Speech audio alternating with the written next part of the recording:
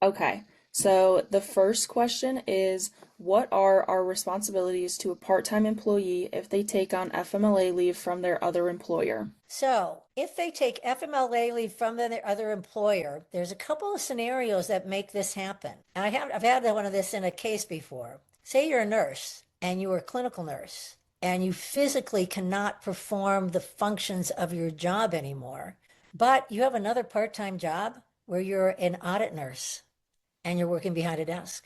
So you can take FEMLA from one employer and work more hours at another employer, or even work for another employer because you can physically do their job, but you couldn't do the other part-time job. That's high level scenario when that could happen. The next one would be if you know or should have known, and it sounds like you do, that they are qualified for FEMLA someplace else and they're using it. Are they eligible for you? Do they work um, full time or do they work under 26 hours a week? Because if they work under 26 hours a week, they're not going to be eligible for FEMLA. How many years they've worked for you? Yeah, their schedule is 25 hours per week, and they've only worked for us for like 10 days or something like So that. they're not eligible for FEMLA with you either. So are they asking for leave? They actually aren't yet, but I thought of it when we started talking to them, and this is a FIHA survivors' rights situation where they need time off to deal with being a victim of a violent act. And Okay. so it's like there's no restrictions on their ability to do the job, but they have this protected time off through if they and I know they do have another full-time employer and they're only 25 hours per week with us. So the question is going to be, you start with as a secondary part-time employer, when an employee, you're aware of an employee needing leave or even reporting they're taking leave from an alternative job. What we're going to focus on is what is their need? Are they eligible first? And they may be, but in this case, let's assume that they aren't. If they aren't eligible, then you'll be looking at other regulations in your state that might protect them for time off. There could be bereavement leave that could potentially apply. There could be medical or personal leave that could apply. But if we're talking about veterans, we've got a whole nother opportunity. And then if it's not for their own medical issue, it's not going to ever be ADA. So if they don't qualify for FEMLA for the hours worked and the years in, I'd be approaching them and seeing how we can help them. But unless you've got a state benefit or policy that protects them, they're going to be probably eligible for returning to work when they're done with their challenges. Or maybe you'll decide to create a personnel medical policy for short-term leaves like this for new employees, especially when we have a harder time hiring employees. We don't necessarily want to move them out of the environment quickly, even if they haven't finished their new hire period, if it's something that is temporarily impacting you because of a family issue. Those are hard things to choose to walk over. Really good question. So, Jill, are you ready? I'm ready. This is everybody. This question is about, do you roll forward, roll back, or are you annual with the Family Medical Leave Act? And how does that work anyway? And I think the other piece of it is, how do you calculate the leave benefit? So we start with that. You roll back a year. What are the normal work hours scheduled, including any time they've taken for FEMLA and they've actually worked, as opposed to they took 3 months of leave for ADA, intermittently or otherwise. If you let them do that for some reason or reduce work schedule, you'd be deducting those hours, by the way. But you're getting your actual hours worked, and that's their benefit. So let's say they have 40 hours, 480 hours to make it easy. If you are rolled back, the day they request to take the leave, to have the leave start, meaning it's starting January 1st. I need leave January 1st. It's predictable. I know I need it. But I'm rolled back. So I'm rolling back December 31st to January 1st, 2025. I'm adding all the time that they have taken for FEMLA from January 1st 2025 to December 31st, 2025. And if that's 420 hours, that means they have 60 hours left to use starting January 1st. And guess what? By January 15th, they may have even more, because when they take it on the 15th, you have to do the same thing. Every time they take leave, unless it's a block of time, if they give you a certificate January 1st for 3 weeks. Well, how much is that? That's 40, 80, 120, right? Well, they didn't have 120 hours left. They only had 40, right? We said they had 60, I think. So that means they're going to exhaust their leave availability after 60 hours. However, they had 60 hours January 1st. By January 10th, they may have more hours available because you have to roll back. So that means if you get a block of time, you can roll back from the day it starts to the day it ends and look at that whole block a year before and see how much FMLA time it frees up for them to use again. And that's why, everybody, I so recommend whatever attorney convinced your government agency or your nonprofit or your pseudo government agency to roll back never had to implement FMLA. You don't ever want to roll back. There is absolutely no benefit from it. Please believe me on this. I've been doing it for 30 years. People do not stack their leaves. They don't take 6 months at a time. That happens so rarely. And rolling back is the hardest way to keep track of leave. Annual is January 1st to December 31st, July 15th to July 14th, December 2nd to December 1st. It's a year period of time that has a predictable start date and a predictable end date. It usually is geared around your fiscal year. Ask your bookkeeper. The best way, the absolute best way to manage FMLA is the first time they ask for FMLA, you start counting, and they have a year to use 480 hours. And if they use it up before the year, they don't get to use anymore till the end of the original year exhausts. So if I take it January 15th for the first time and I haven't used it before, I have till January 14th to use 480 hours. Start counting. When they hit 480 or 12 weeks or however many days that is, they're done. So easy. You can keep track it on an Excel spreadsheet. Your time management system should be keeping track of this by now anyway. We're working with a lot of payroll companies to get them to get this on track so they can do it easily. DP does, Workforce, all those payroll companies already do. They just make you pay for it.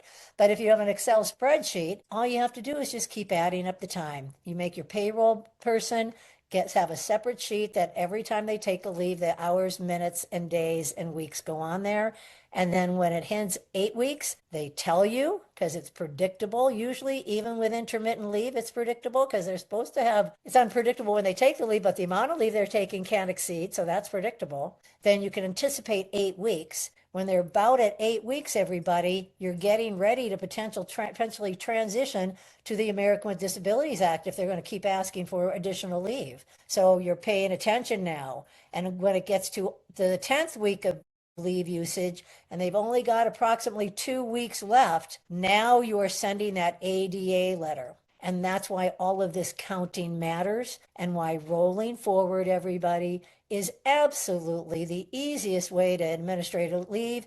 And if you need help understanding how to transition from rolling forward to roll back, email or text at Maddie, let her know, and she'll send you a chart that shows you exactly how to do it. It feels really complex. You might have to read it 3 or 4 times, but it's simple. And what it says is this. You know what? I am sick of rolling back. We're going to change everybody to roll forward January 1st, 2026. So we send everybody a letter and say, hey, everybody, just letting you know, we are changing our method from rolling back with the Family Medical Leave Act, which we know you don't understand anyway, to rolling forward with the Family Medical Leave Act, which you're not going to understand either. But by the way, if you want to use one or the other, you have the next 3 months to choose one or the other. And then after that, it'll be roll forward. And if you don't choose, we'll be rolling forward. And we've got all the letters for that already, you guys. It's on the webpage. And it's really valuable because then you can start January 1st and keep track of all of these leaves in a very different way. And then when you transition from roll back to roll forward, you transition the current time they have available and add that as starting with that on that date. Let's use your scenario. They're going to be using it again in January, and we're switching from roll back to roll forward. If we roll back, they still have 60 hours to use in January. That's what they had left, I think, when I looked at it before. I'd have to look at it again, but 50 to 60 hours to use in January. Okay, but that's all they have. And what we're going to say is no, we're going to give you all 480 the next time you need FMLA. So what you're doing is you're eating the leave. Now let's think about the scenario. Are you now giving them an extra time? Maybe, because every time you roll back, they may have a little more time, but you'd have to roll back every couple months and add it up to see if it even equaled the same thing. So what would be the easiest way to manage it? If I'm the employee and it's like, wait a minute, I haven't used all my FMLA yet. I just started using it in November, and you're telling me you're changing to roll forward? Okay, that means I got to use it in November and I got to use it in December. And starting January, I get 3 more months. So that's a positive for the employee. So that means the company's going to eat whatever FMLA they haven't. Are you guys following me at all? Are you following me, Maddie? Do you see Yeah, where so we would eat what they've used already. okay, if we put 2 years in a row and 1 year they used 450, and then I get it, because if in November and December they used 2 months of leave in November and December, because that was their year they started, and then in January we gave them 3 more months. That's the risk.